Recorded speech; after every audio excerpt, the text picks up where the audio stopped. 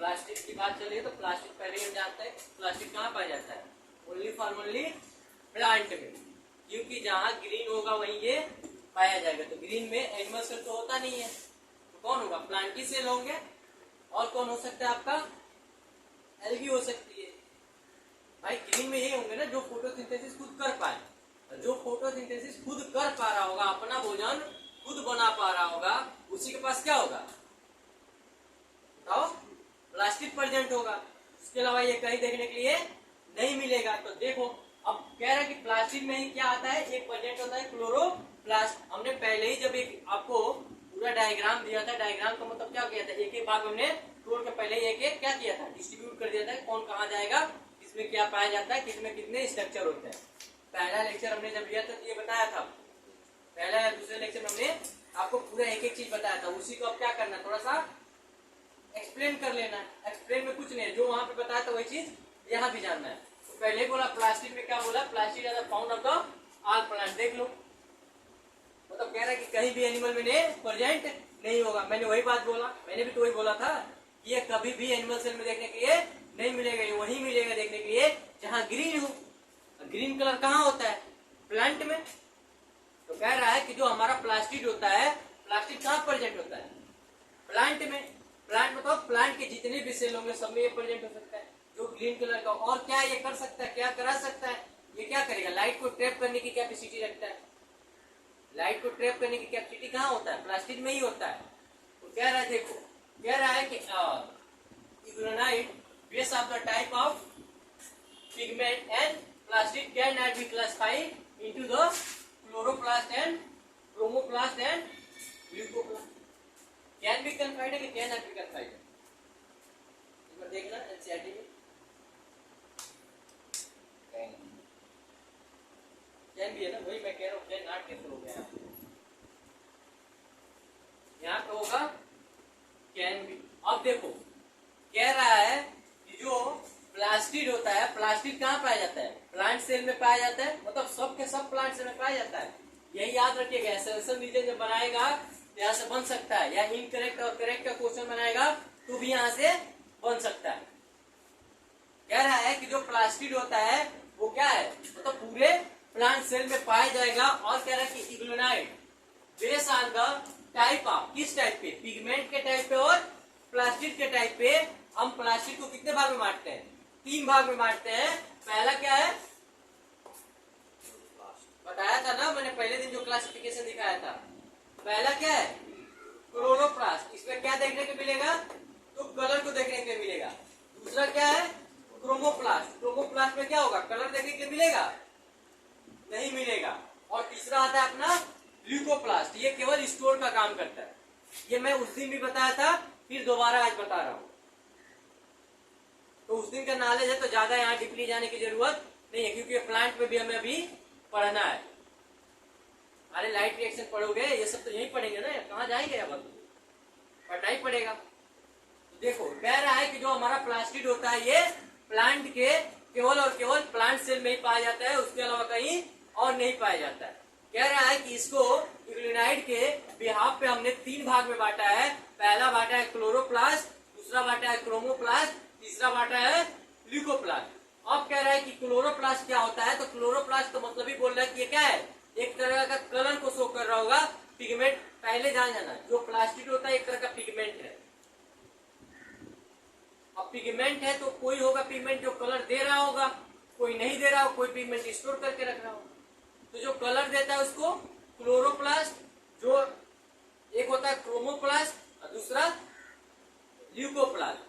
इतना याद रहेगा। तो कलर देने वाला कौन है, केवल क्लोरोप्लास्ट है। हम जानते हैं ना क्लोरोफिल क्यों बोलते हैं, क्योंकि वो क्लोरोप्लास्ट का ही क्लासिफिकेशन। अब देखो क्या बोल रहा है, कह रहा है कि इसके बाद से जो हमारा क्लोरोप्लास्ट आता है, कह रहा है कि कंटेनिंग ऑफ द क्लोरोफिल। लोग कह रहा है कि जो हमारा क्लोरोप्लास्ट होता है किस चीज से मिलकर बना होता है, तो क्लोरोफिल से मिलकर बना होता है और कैरोटीनॉइड पिगमेंट से मिलकर बना होता है। याद रखना हमारा क्लोरोफिल 2 टाइप से मिलकर बना है। पहला क्लोरोफिल, दूसरा बताओ कैरोटीनॉइड पिगमेंट। 2 चीजों से मिलकर कौन बना है, क्लोरोप्लास्ट बना है।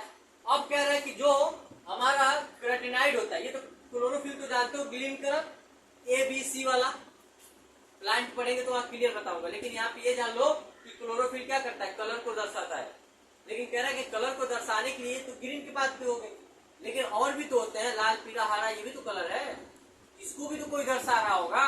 इसको दर्शाने के लिए कौन आता है, हमारा केराटिनॉइड पिगमेंट आते हैं। अब कह रहा है कि ये क्या है, responsible for the trapping light energy.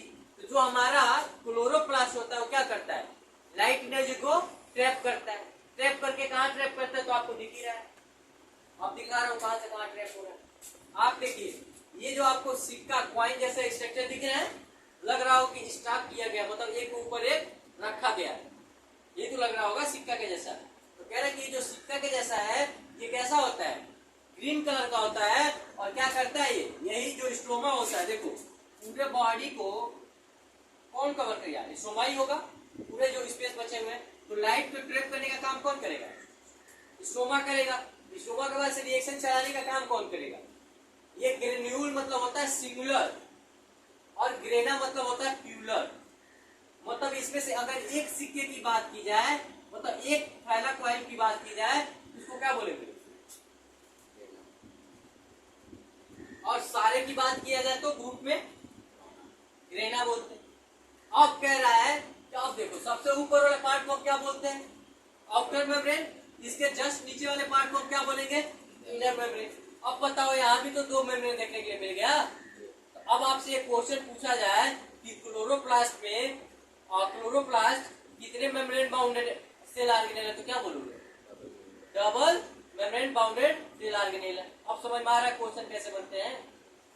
अब देखो बोल रहा है थाइलाकोइड, देखो यही बोला हूं ना, जो ग्रेना है, ग्रेना को जो आप देखेंगे तो कैसा होता है, चपटा होता है, इट्स लाइक इस मतलब चपटा। चपटा जो होता है उसी को हम क्या बोलते हैं, थाइलाकोइड बोलते हैं। समझ लेना, केवल एक की बात करेंगे ग्रेन्यू बोलेंगे, लेकिन सारे की बात करेंगे ग्रेना बोलेंगे। लेकिन इसी की अगर इसकी मतलब चौड़ाई की बात किया जाए तो कैसा होता है, डिश लाइक स्ट्रक्चर, मतलब चपटा होता है, फ्लैटेड होता है। अगर फ्लैटेड होता है उसी को क्या बोलते हैं, थाइलाकोइड बोलते हैं। लेकिन कह रहा है कि जो एक दूसरे को कनेक्ट करके रखता है उसको क्या बोलते हैं, अरे एक ग्रेना से दूसरे ग्रेना को कनेक्ट करके रखता है, उसके बीच में कुछ डंडी निकली होगी ना, उस डंडी को क्या बोलते हो तुम, स्ट्रोमा लेमनी। अब हमने भी लीफ में भी पढ़ा था, जो बीच में लेमना तो वही तो सारी चीजों को कनेक्ट करके रख रहा था ऐसे, अरे ऐसे पत्तियों में था, और बीच का जो पार्ट था उसको क्या बोलते थे, मिडिल का दूसरा ना, लीफलेट तो तुम्हारा चौड़ा वाला हो गया, मिडिल को ही तो अच्छा, इसलिए तो लेमला किसको बोलते हैं, तुम कहां से, एक चीज बताओ, लीफ ब्लेड वाला हमने ऐसा बताया था कि नहीं, वहां पे प्लांट पे ऐसा पत्ती हमने बनाया था, तो हमने बताया था कि ये जो चौड़ी सी होती है, जो आपको पतली सी दिखती है, इसी को तो लीफ ब्लेड बोलते हैं। भूल गए हो, फिर जाके लेक्चर देख लेना एक बार, अगर भूल गए हो तो। जैसे आप कह रहे हैं कि बीच में जो, अब बीच में ये इसी को तो लैमले के नाम से जानते हो, उसे मीट्रिक कहते हैं, और जो स्ट्रोमा लैमले किसको बोलते हैं? जो जैसे पत्ता है तो उस लेमना कहेंगे या लीफ ब्लेड कहेंगे, जैसे बीच से निकला रहा है जो जोड़ कर रखता है उसी को तो आप लेमला बोलते थे। ये तीसरे बार तुम कंफ्यूज हुए आप इसी टॉपिक में, एक दिन और हुए थे, फिर मैंने दिखाया था, अब फिर आज कंफ्यूज हुए हो, रिवीजन कर लिया करो यार। ये तीसरे बार इस क्वेश्चन को मैंने सामने लाया, और तीसरे बार आप फिर वही पुराना ही आंसर दे रहे हो। देखो क्या करता है, जो ये लेमला मीनिंग समझ रहे हो ना, ये लेमला का मतलब ही होता है कि एक दूसरे को कनेक्ट करके रखना, बीच की जो कनेक्शन होती है उसको क्या बोलते हैं, लेमला बोल रहे हैं। लेकिन ये कनेक्शन दिखा कहाँ रहा है, ये कनेक्शन कहाँ दिखा रहा है, स्ट्रोमा में। जब स्ट्रोमा में एक कनेक्शन मतलब कनेक्शन दिखा रहा है, तो उसी स्ट्रोमा का जो कनेक्शन मतलब कनेक्ट कर रहा होगा एक दूसरे को, उसी बीच को क्या बोलते हैं, लेमला बोलते हैं, जो कनेक्ट कर रहा होगा। तो पूरा टोटल बोलेंगे कि कहाँ देखने के लिए मिला, तो क्या बोलोगे उसको, स्ट्रोमा लेमली। मतलब स्ट्रोमा को कनेक्ट कर रहा है, दो स्ट्रोमा को आपस में एक जगह कनेक्ट करके ला रहा है, उसी का उसको हम बीच वाले पार्ट को क्या बोलते हैं, लेमला। और कनेक्ट किसको कर रहा है, स्ट्रोमा को, तो उसी को क्या नाम दिया है, स्ट्रोमा लेमला। इतना याद रहेगा। देखो जो सिक्का क्वाइन स्टाक जैसा, मतलब एक तरह से साझा हुआ सिक्का, आप सिक्का होगा ना, सिक्का को जो एक के ऊपर एक, एक के ऊपर एक, एक के ऊपर जब एक साझा होगा तो कुछ ऐसा ही स्ट्रक्चर आता है, उसी को बोला कि स्टार क्वाइन। तो कह रहा है कि सिक्के के ऊपर सिक्का जैसे आपने देखा होगा वैसा ही इसका स्ट्रक्चर होता है, लेकिन कह रहा है कि ये जो स्ट्रक्चर होता है इसको, उसमें से अगर एक सिक्के मतलब एक की बात की जाए, उसमें से एक को निकाल के बात करोगे तो आप क्या बोलेंगे उसको? ग्रेनियम बोलेंगे। लेकिन कह रहा है कि अगर पूरे सिक्के के ग्रुप को हम ले लें तो क्या बोलेंगे? ग्रेना बोलेंगे। लेकिन वही कह रहा है कि अगर हम उसको साइड वाइज देखेंगे, मतलब मान लो इसमें से हमने एक सिक्का उठाया और उसको हमने ऐसे पलट के देखा तो कैसा दिखेगा? प्लेटेड लाइक दिखेगा। और जो प्लेटेड लाइक दिखेगा उसी को हम क्या बोलेंगे? यही कहानी बोल रहा है। कह रहा है कि सबसे ऊपर वाला पार्ट आउटर मेम्ब्रेन, दूसरा पार्ट इनर मेम्ब्रेन, जो आपका स्टोमा होता है, यही क्या होता है? यही स्पेस जो बचा होता है, इसमें ज्यादा स्पेस तो नहीं रहता है, लेकिन जो भी स्पेस बचा रहता है उसी को किस नाम से जानते हैं? कोई दिक्कत है? कहानी यही बोल के पूछेगा उर्दू। अब देखो क्या बोल रहा है। कह रहा है कि हमने देखा कि क्लोरोप्लास्ट जो हमारा क्लोरोप्लास्ट होता है वो क्या करता है? ट्रैपिंग ऑफ लाइट एनर्जी करता है। तो लाइट को ट्रैपिंग एनर्जी करे, लाइट को ट्रैप करने का काम कौन करता है? हमारा क्लोरोफिल या तो कैरोटीनॉइड पिगमेंट करते हैं। तो कह रहा है कि जो देखो अब कैरोटीनॉइड पिगमेंट पे कौन कौन आते हैं? तो कह रहा तो कैरोटीन आएगा और जेनेटोफिल और ईटीसी और भी आ सकते हैं। आपने कुछ पढ़ा होगा अगर एल्गी वल्गी के बारे में थोड़ा बहुत, तो वहां बात चली थी थोड़ी बहुत। बाकी हम प्लांट जब पढ़ेंगे, प्लांट फोटोसिंथेसिस जब पढ़ेंगे चैप्टर, तो वहां और क्लियर करेंगे। अभी यहाँ पे बस बेसिक देखे जा रहे हैं। अब देखो क्या कह रहा है। कह रहा है कि ल्यूकोप्लास्ट, कह रहा है कि ल्यूकोप्लास्ट कोई भी कलर शो नहीं करता है, क्योंकि मैं उस दिन भी पहले लेक्चर में भी हमने बताया था कि जो ल्यूकोप्लास्ट होता है वो केवल स्टोर का काम करता है। अब देखो क्या कह रहा है। ये कह रहा है कि कलरलेस प्लास्टिड होता है और शेप और साइज और क्या करता है, मतलब शेप को मेंटेन करके रखता है और साइज को मेंटेन करके रखता है और स्टोर ऑफ न्यूट्रिएंट, मतलब कुछ न्यूट्रिएंट को भी स्टोर करके रख लेता है। अब कह रहा है कि इसको भी तीन भाग में बांटा गया है। पहला बांटा गया है एमाइलोप्लास्ट, दूसरा बांटा गया है इलियोप्लास्ट, तीसरा बांटा गया है एल्यूरोप्लास्ट। ये भी मैं उस दिन पढ़ा चुका था। ये भी चीजें बताई थी कि कौन किसको स्टोर कर रहा होगा, बताया था कि नहीं बताया था? लेकिन फिर भी देख लो यहाँ पे, अगर आ गया तो एक बार और देख लेते हैं। जो एमाइलोप्लास्ट होता है ये स्टोर करता है किसको? कार्बोहाइड्रेट। कार्बोहाइड्रेट का दूसरा स्टार्च, एग्जाम्पल। फिर आ रहा है आपका एलियोप्लास्ट। एलियोप्लास्ट किसका? आयल का, आयल या फैट का स्टोर कराएगा। और सॉरी इलियोप्लास्ट क्या है? ये केवल प्रोटीन का स्टोर कराएगा। याद रखिएगा ये चीजें मैं पहले लेक्चर में बताया था, अभी भी बता रहा हूँ कि जो हमारा एमाइलोप्लास्ट होता है वो स्टोर करता है कार्बोहाइड्रेट यानी स्टार्च को, जिसका एग्जाम्पल पोटैटो है। दूसरा बोल रहा है कि आपका इलियोप्लास्ट होता है ये स्टोर करता है आयल या फैट को। अब कह रहा है कि आपका एलियोप्लास्ट होता है, एलियोप्लास्ट किसी को स्टोर करता है? तो प्रोटीन को। ये सब चीजें याद रहेंगे। मन करे तो आप जाके फिर से पहला और दूसरा लेक्चर देख लीजिएगा, सारी चीजें वहां मिल जाएगी। अब देखो क्या बोल रहा है। कह रहा है कि क्लोरोप्लास्ट, अब देखो ये राइबोसोम की बात कर रहा है। कह रहा है कि अगर हम बात करें क्लोरोप्लास्ट में राइबोसोम कौन सा होगा, तो वहां पे राइबोसोम क्या होता है? साइज में स्मॉल होता है। जब स्मॉल साइज होगा तो कितने एस का होगा? 70 एस का होगा। लेकिन वही कह रहा है कि जब साइटोप्लाज्मिक में जाओगे तो वहां पे राइबोसोम कितने मिलेगा? 80 एस का मिलेगा। याद रहेगा ना? क्लोरोप्लास्ट में साइज में क्या होता है? स्मॉल होता है राइबोसोम, इसलिए वहां पे कौन सा देखने को मिलता है? तो 70 एस देखने के लिए मिलता है। लेकिन वहीं पर जब आप साइटोप्लाज्म में जाएंगे तो कौन सा एस देखने को मिलेगा? 80 एस देखने को मिलेगा। अब इसके बाद से आता है आपका अगला, देखो अगला टॉपिक है राइबोसोम। तो राइबोसोम आपने पढ़ चुका है, कई बार राइबोसोम हम लोग पढ़ चुके हैं। राइबोसोम में कुछ नहीं है। राइबोसोम बोला है कि ये क्या होता है? Compose of the ribonucleic acid.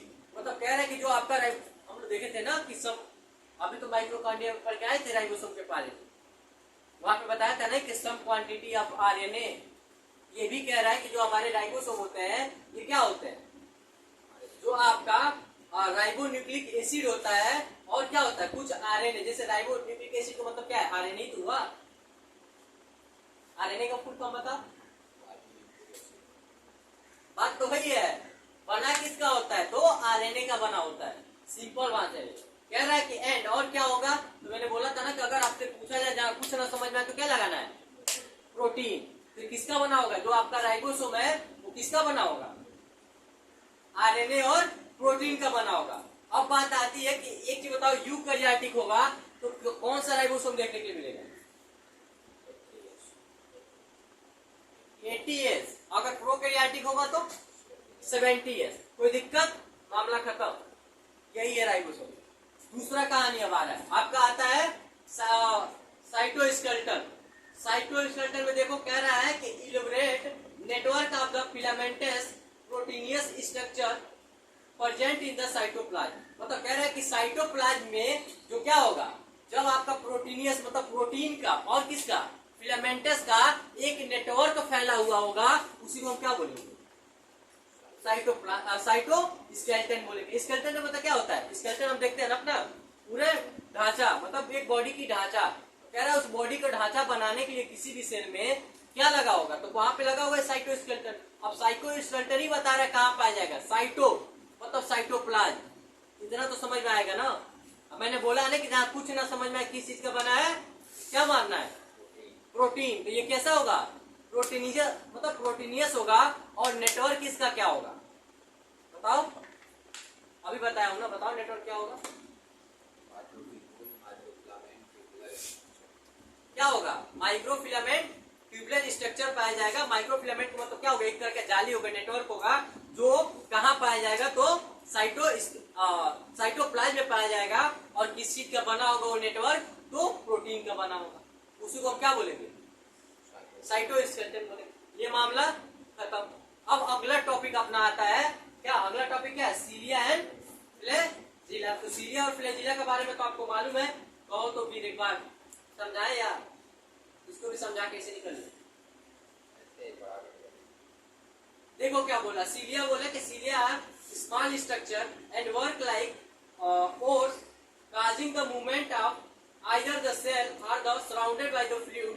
Flagella are the compactly long and responsible for the cell movement. ये भी बात पुराना ही बोला है, बहुत बड़ी चीज नहीं बोला है। आपने बैक्टीरिया में हम लोग पढ़ के आए थे ना, सेलिया और फ्लैजिला के बात वहां पे चली थी।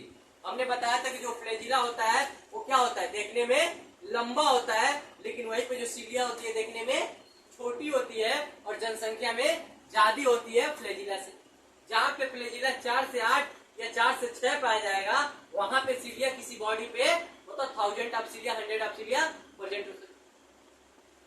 हमने बताया था जो सीलिया होती है वो कहीं ना कहीं अटैच या किसी और चीज में काम कराती है, लेकिन वहीं पे फ्लैजिला मूवमेंट का काम कराता है। ये कहानी वहां पे हम लोग पढ़े थे, वही बात यहाँ पे भी बोल रहा है। अगला एनसीईआरटी की लाइन देख लो, अगला बोल रहा है उसी में कि द कोर ऑफ सीलियम और फ्लैजिला कॉल्ड ऑफ एक्सोनीम। मतलब कह रहा है कि जो सीलिया और फ्लैजिला होता है उसका कोर क्या होगा? सीलिया और फ्लैजिला का कोर क्या होगा? एक्सोनीम। एक मीनिंग दिया गया है, एक फिगर बना दे रहे हैं, एक फिगर बना रहे फिर समझा। देखो मैंने बोला था ना कि जो ये क्या होता है, मेन कोर होता है। कोर मतलब बीच का पार्ट। बीच का पार्ट कौन है? एक्सोनीम। तो वही बात मैं बोला था, मीनिंग जो बोला था कि मतलब एक सीलिया और फ्लैजिला के बीच का जो कोर की बात मैंने बोला था उसी को क्या बोलते हैं? एक्सोनीम बोलते हैं। लेकिन इसका अरेंजमेंट कैसा है, ये अरेंज कैसे होते हैं? तो अरेंज का देखो पर्पज क्या है। पहले तो ये देख लो, आपने एक डाटा देखा होगा अरेंज का। अरेंज का कुछ ऐसे देता है, 9+2 का अरेंजमेंट देता है ये। तो 9+2 का अरेंजमेंट होता क्या है? तो जैसे देखो ये क्या होता है, रेडियल स्पोक होता है कि नहीं होता है? अब जो रेडियल स्पोक है तो गिनो रेडियल स्पोक कितना है? एक यहाँ पे है, एक यहाँ है 2 और एक यहाँ है 3 4 5 6 7 8 और 9 तो ये हो गए। अब बात करें कि +2 का लिंकेज कहाँ है? तो 2 का लिंकेज देखो, +1 और 1 क्या हो जाएगा? 2। तो 2 यहाँ पे और 9 साइड। तो यही क्या हुई, इसी को क्या बोला है? 9+2 का अरेंजमेंट दिखाया है। अब इतना समझ लीजिए ये क्या होता है, ये डुप्लेट फॉर्म में होते हैं, सिंगलेट फॉर्म में नहीं होते हैं। डुप्लेट फॉर्म में आपको दिख रहा है कि नहीं दिख रहा है? देखो peripheral of the microtubule duplet, यही बात बोला है कि मतलब डुप्लेट फॉर्म में कौन कौन होते हैं? तो डुप्लेट फॉर्म में केवल कौन कौन होता है? पेरिफेरल वाला जो माइक्रोट्यूबुल होता है वो डुप्लेट का फॉर्म होता है, लेकिन वहीं पे अगर आपको ब्रिज फॉर्म की, अगर सेंटर फॉर्म की बात की जाए तो वो डुप्लेट नहीं होता है। तो समझ में आ रहा है क्या हो रहा है? देखो ये जो गोला गोला बना है वो यहाँ देखो, जितने पेरीफेरल मतलब होता है साइड पे, तो जितने साइड साइड पे है सब क्या है, डुप्लेट का फॉर्म में, सब दो दो है। लेकिन वहीं पे ये वाला देखो, ये क्या है, ये भी सिंगल है और ये भी सिंगल है। अगर कोर की बात करें तो हमने पढ़ा था कोर क्या होता है, बीच वाला पार्ट होता है। तो कोर के मतलब क्या होता है, जो एक्सोनीम होता है वही कोर बोला जाता है। अब देखो क्या बोला, कह रहा है कि ये जो आपका रेडियल स्पोक है, रेडियल स्पोक मतलब आपने देखा होगा ना, माचिस देखे हो, माचिस की तिल्ली आपने देखा है, इसका भी स्ट्रक्चर कैसा होता है, माचिस का तिल्ली के जैसा होता है। रेडियल स्पोक मतलब क्या होता है, स्पोक मतलब समझ में आता है ना, वही बात यहाँ बोल रहा है। अब ये सिगरेट बीड़ी ना समझ ले, माचिस की तिल्ली के जैसा होता है। और कह रहा है कि जो इनके, और देखो दो पेरिफेरल या माइक्रोट्यूब्यूल के बीच में जो कनेक्टिंग लिंक होता है, तो कनेक्ट करने का काम कौन करता है, तो बताओ, इंटर डुप्लेट ब्रिज जो होता है वो दो पेरिफेरल माइक्रोट्यूब्यूल को कनेक्ट करने का काम करता है, मतलब जोड़ने का काम करता है, लिंकेज का काम करता है। समझ में आया क्या बोल रहा हूँ? जो आपका इंटर डुप्लेट ब्रिज होता है वो क्या करता है, पेरिफेरल माइक्रोट्यूब्यूल या माइक्रोट्यूब्यूल को, दो माइक्रोट्यूब्यूल को बीच में आपस में लिंकेज का काम करता है, जोड़ने का काम करता है, ब्रिज का काम करता है।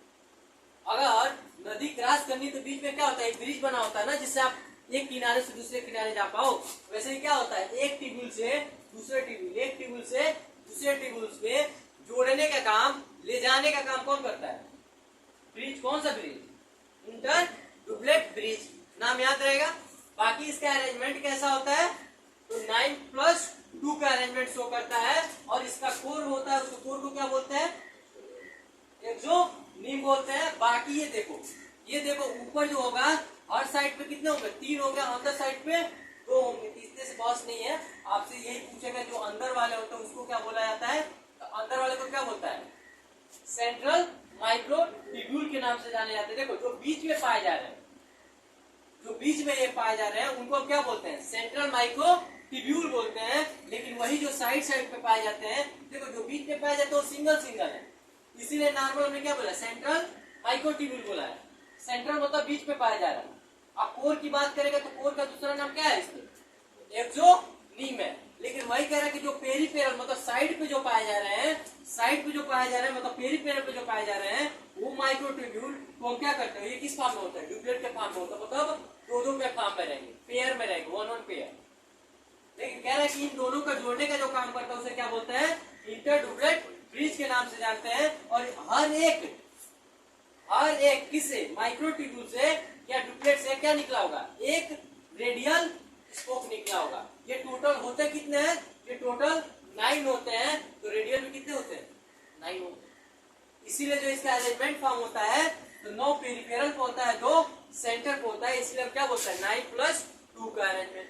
अगर बोला जाए तो 9 कहाँ है, ये तो पेरी क्या है, तो पेरिफेरल पे है, और ये क्या है, सेंट्रल पे। समझ में आया? मतलब 9 जो पाए जाएंगे माइक्रोट्यूब्यूल वो पेरिफेरल पे पाए जाएंगे, जिसको हम दूसरे किस नाम से जानते हैं, पेरिफेरल माइक्रो